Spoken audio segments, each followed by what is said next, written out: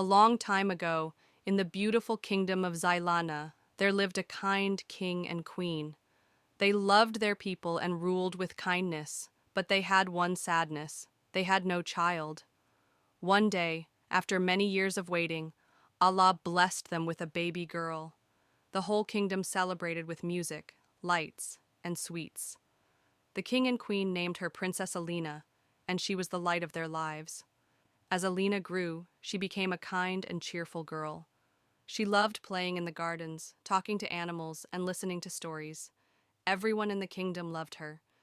But then, something strange happened. The princess falls asleep. One night, Princess Alina went to sleep as usual, but the next morning she did not wake up. The queen shook her gently. The king called her name.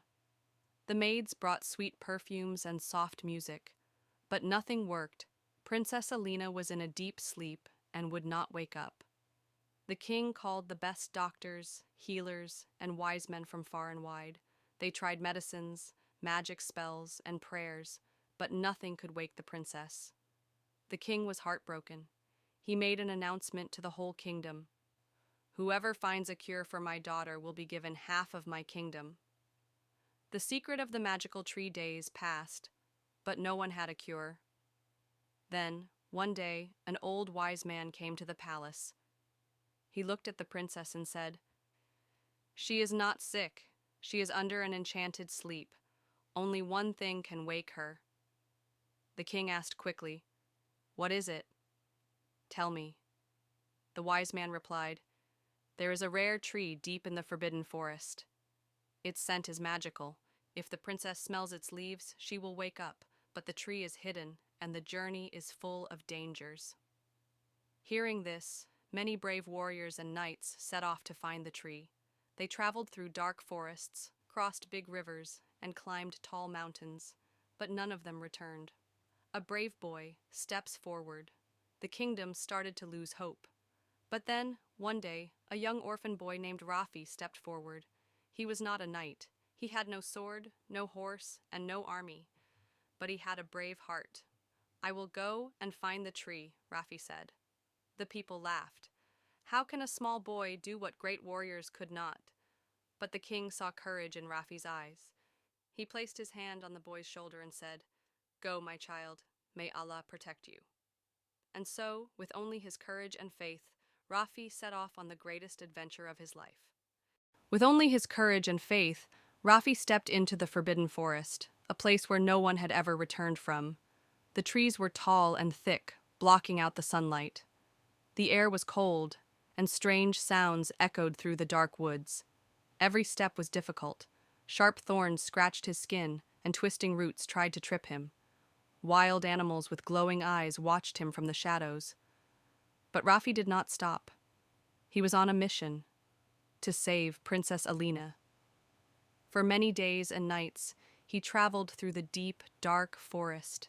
He crossed raging rivers, climbed rocky hills, and walked through misty valleys. Sometimes he felt afraid, but he always remembered the promise he made. Then, one evening, as the moon shone brightly, he finally found it. The magical tree, the enchanted tree. The tree stood in the middle of a glowing lake. Its leaves sparkled like emeralds, and a sweet, powerful scent filled the air. Rafi knew this was the tree that could wake the princess, but just as he stepped forward, he saw something strange. A green parrot sat on a branch, its eyes watching him closely. And under the tree, on a big stone, sat a tall, shadowy ghost. The ghost had burning red eyes, long, sharp claws, and a voice like thunder. As soon as Rafi moved, the ghost roared, "Who dares come to my tree? Leave at once, or face my wrath." Rafi's heart pounded, but he did not run away. He needed the leaves to save the princess. The terrible curse. Suddenly, a voice whispered from behind him. An old traveler appeared from the bushes. "Brave boy," the old man said, "this ghost is cursed. He guards the tree and will not let anyone take the leaves. If you try, he will destroy you." "But I need them," Rafi said. "The princess will never wake up without them." The old man looked sad. There is only one way. You must defeat the ghost. Only then can you take the leaves. Rafi gasped. The ghost was huge and powerful. How could he, a simple boy, fight such a monster? The parrot suddenly spoke. He has a secret. His life is not in his body. His life is hidden elsewhere. Find it, and you can defeat him.